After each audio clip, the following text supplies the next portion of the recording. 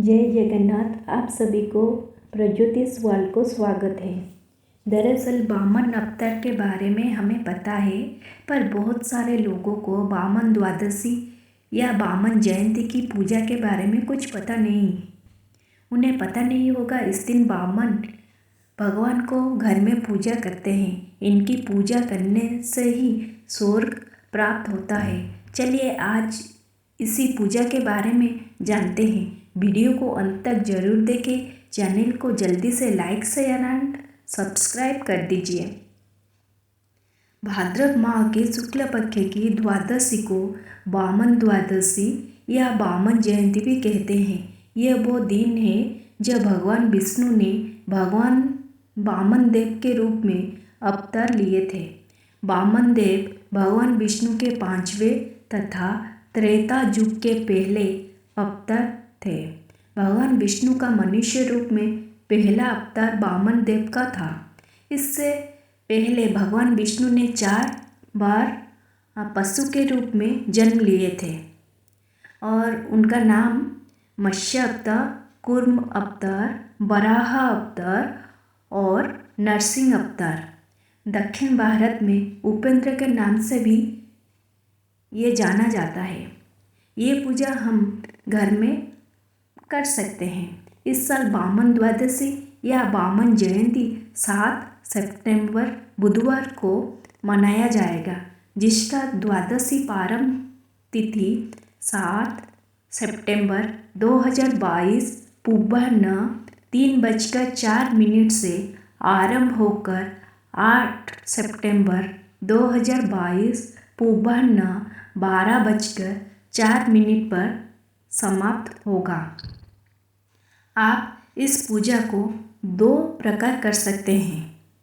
पहला उपाय और पहला प्रकार मैं आपको जो अभिजित मुहूर्त बताई हूँ, तभी उसी मुहूर्त में आप पूजा आरंभ करके पूजा की भी समापन भी कर सकते हैं।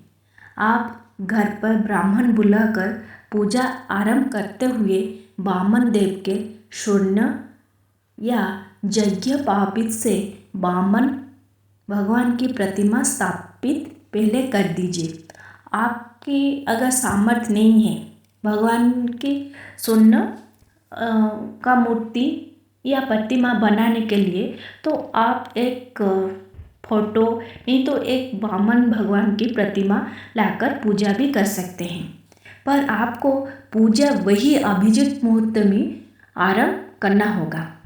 पहले आप पीला रंग के वस्त्र परिधान कीजिए। उसके बाद सुवर्ण पात्र में अलग से अर्घ्य दान कीजिए। आपके पास अगर सुवर्ण पात्र नहीं होगा तो आप और कुछ भी पात्र ले सकते हैं। उसके बाद फल फूल आप भगवान को अर्पित कीजिए। आप फूल जो भगवान को अर्पित करेंगे वो लाल रंग का होगा, नहीं तो पीला रंग का होना चाहिए। और आप उसके बाद लाल रंग के चंदन अर्पित कीजिए। और आप जो फल अर्पण करेंगे वो भी लाल रंग का होगा, जैसे कि एप्पल, लीची, आम, ये सब लाल रंग का फल है, उसको आप अर्पण कीजिए। उसके बाद दीप धूप देकर वामन कथा सुनिए। उसके बाद आप पूरे दिन उपवास कीजिए। अगर आपको उपवास नहीं हो रहा है तो आप ऐसे फल मूल खाकर पूजा कर सकते हैं। उसके बाद दूसरा पूजा आप इस तरह कीजिए। पहले भगवान वामन की स्वर्ण मूर्ति या आप जो भी प्रतिमा स्थापित करने के बाद फूल फल चढ़ाकर उनके समक्षम 52 पेड़े तथा 52 दक्षिणा रखकर पूजन के आरंभ कीजिए। ठीक है, 52 पेड़े और 52 दक्षिणा रखकर पूजन आरंभ कीजिए। भगवान वामन को भोग लगाकर उसके बाद, ठीक है, वामन भगवान को भोग लगाकर शक्करों में ठीक है। शक्करों में दही, चावल, चीनी, शरबत तथा दक्षिणा ब्राह्मण को दान करके व्रत का पारण करते कीजिए। ठीक है। ऐसा पूजा करने के बाद आपको दक्षिणा में ये सब देना होगा। ठीक है। इस दिन व्रत का भी समाप्ति उत्सव भी कर दीजिए। जिस दिन आप आरंभ करेंगे वही दिन आप उसका समाप्त भी कर दीजिए। इसी समय जब आपका पूजा समाप्त हो जाए तो ब्राह्मण, आप जो भी ब्राह्मण बुलाए होंगे वही ब्राह्मण को आप एक माला, 2 गौमुखी कमंडल, लाठी, आसन, गीता, फल, छाता, कठायु तथा दक्षिणा दीजिए। उसके साथ चावल, मधु, दही चावल, गेहूँ, वस्त्रदान कीजिए। अगर आप इसी पूजा को भक्ति भाव से, ऐसे मैं आपको जैसे बोला हूँ, आप अगर ऐसे दान दक्षिणा देकर भक्ति भाव से पूजा करेंगे, आप निश्चिंत भाव से स्वर्ग प्राप्ति आपको मिलेगा। ठीक है। उसके बाद आप लोग को मैं कुछ उपाय बोलूँगी, जिस उपाय करने के बाद आपका जो जीवन में जो सब समस्या है वो सब खत्म हो जाएगा। ठीक है। पहला, अगर आपके शरीर और दिमाग, आपका धन मन सब शांत रखना चाहते हो, आप बहुत डिस्टर्ब हो, आपके काम का प्रेशर बहुत ज़्यादा है, आपका शरीर अल्लाह यहाँ पर वहाँ पर भटक रहता है और मन भी चंचल होता है, तो अगर आपको दिमाग को, आपका शरीर को, आपके मन को शांत रखना चाहते हो तो आप इस पूजा के समय पर एक पात्र में मधु लेकर, मधु जो हनी बोलते हैं उसे लेकर भगवान के सामने रख दीजिए। ठीक है। इसी मधु को जब समापन हो जाएगा तो आप ब्राह्मण को दान कर दीजिए। इससे करने से आपका मन पूरा शांत हो जाएगा, आपका जो विचलित मन होगा वो शांत हो जाएगा। अगर आप इसी पूजा के दिन गौ माता को और गाय को केले के साथ गुड़, केले के साथ गुड़ अगर आप देंगे तो आपके जीवन में सभी सफलता पा सकते हैं। ठीक है। उसके बाद आप अगर वामन द्वादशी में, इसी दिन आप अगर भगवान विष्णु, वामन द्वादशी मतलब भगवान विष्णु का पूजा, अगर आप भगवान विष्णु के मंदिर जाकर इसी दिन 12 दीप लगाएंगे, भगवान को पूजा करेंगे, तभी आप जो फूल हार होता है भगवान के लिए, फूल हार और तुलसी का हार भगवान को अगर अर्पित करेंगे तो आपके वैवाहिक जीवन में जो कुछ उथल पुथल चल रहा होगा उसका परिसमाप्ति हो जाएगा।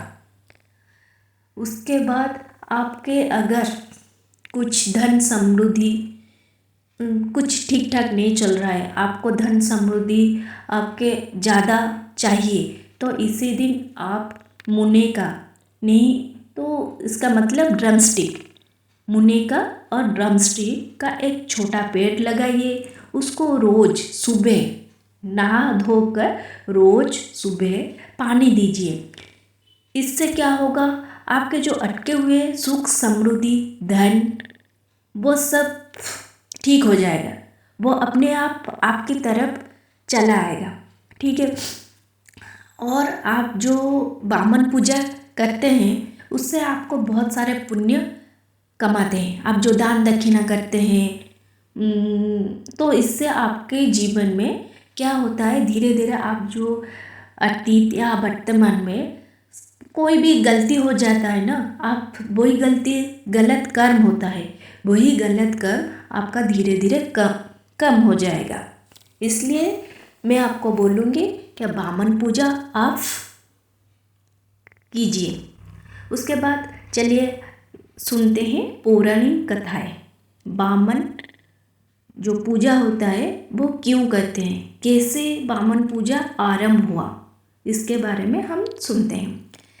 वामन देव ने भाद्रव माह के शुक्ल पक्ष की द्वादशी को अभिजित मुहूर्त में, जब श्रवण नक्षत्र प्रचलित था, माता अदिति और कश्यप ऋषि के पुत्र के रूप में जन्म लिए थे।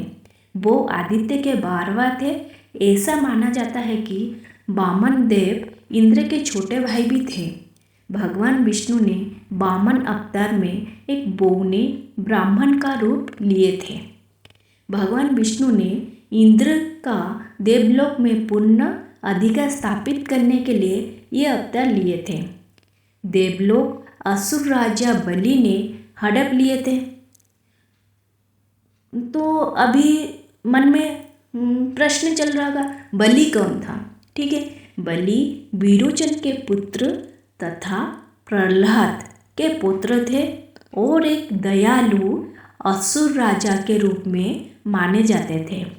ये भी कहा जाता था वो राजा, बलि राजा, अपनी तपस्या तथा ताकत के माध्यम से त्रिलोक पर आधिपत्य हासिल कर लिए थे।